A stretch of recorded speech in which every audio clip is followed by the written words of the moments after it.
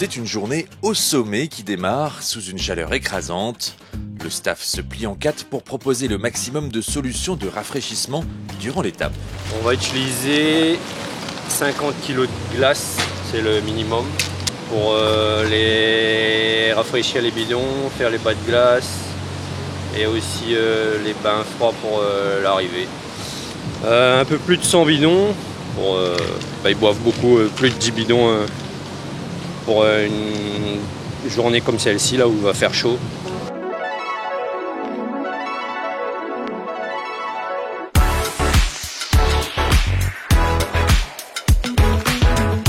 À Grand-Aigues-Blanches, le thermomètre affiche déjà plus de 30 degrés. L'hydratation et l'alimentation vont être primordiales aujourd'hui.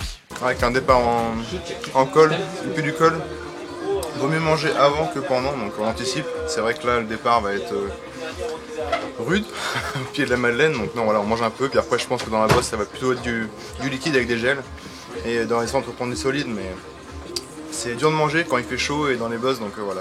S'alimenter en amont, anticiper, et c'est ce qu'il y a de mieux à faire. Avec 4800 mètres de dénivelé positif en 131 km, il n'y a pas un seul mètre de plat. Le profil de l'étape est sans équivoque. Moi je suis pas d'accord, il y a quelques mètres de plat avant Valmeunier quand même. Non bah oui, après de toute façon je pense que tout le monde sera à sa place et qu'on va vite voir où on en est aujourd'hui. On pourrait croire que c'est une musique, mais non, c'est une étape de course, de vélo. Aujourd'hui c'est un peu les montagnes russes, on a 3 cols hors catégorie. Donc voilà, maintenant on va essayer de faire la plus belle étape. On peut avoir une belle opportunité, notamment avec Jordan en étant en surnombre dans l'échappée. Donc on va essayer de garder ce cap pour aujourd'hui. Au menu aujourd'hui donc, nous avons le col de la Madeleine. La Madeleine, je l'aime bien tremper dans le café. Mais aujourd'hui, j'aurais pas le temps de la tremper dans le café. Ah, la bonne Madeleine de Proust. Bah, j'ai un sacré souvenir, hein. J'ai fait 200 mètres la dernière fois que je l'ai montée dans un peloton, donc on sait que c'est pas simple, donc on va voir comment ça se déroule aujourd'hui, en espérant que ça se passe mieux que les fois d'avant. Mathieu est pragmatique quant au déroulé de la journée.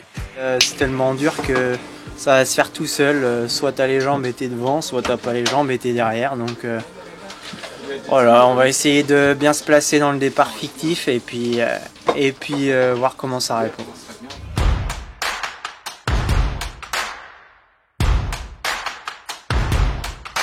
Là aujourd'hui, je vais essayer de faire l'étape comme ça. C'est un défi. Est-ce que je vais réussir? Dites la réponse en commentaire. Et n'oubliez pas de lâcher un pouce bleu à la vidéo.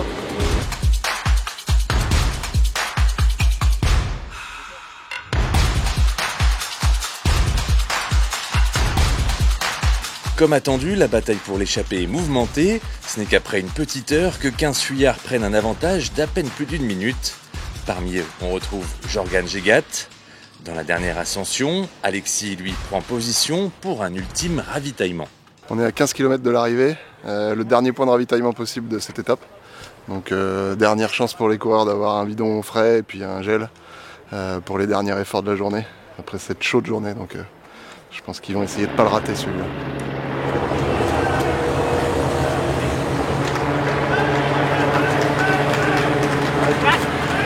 Moteur melon. Pas de place. Allez mon clan. Allez, ils sont passés à 14 minutes. Comme hier, Tadej Pogačar attaque à 12 km de l'arrivée et s'impose en solitaire.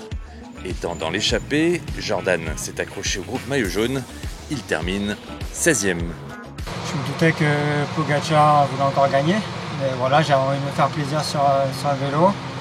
C'était un départ en col et c'est ce que j'aime. Donc j'ai fait une belle première montée pour être dans l'échappée. Ça m'a coûté beaucoup d'énergie, mais au moins je me suis fait plaisir à l'avant et j'ai pas subi comme hier on a subi dans le peloton. Donc j'avais un petit coup d'avance et j'aime bien ça.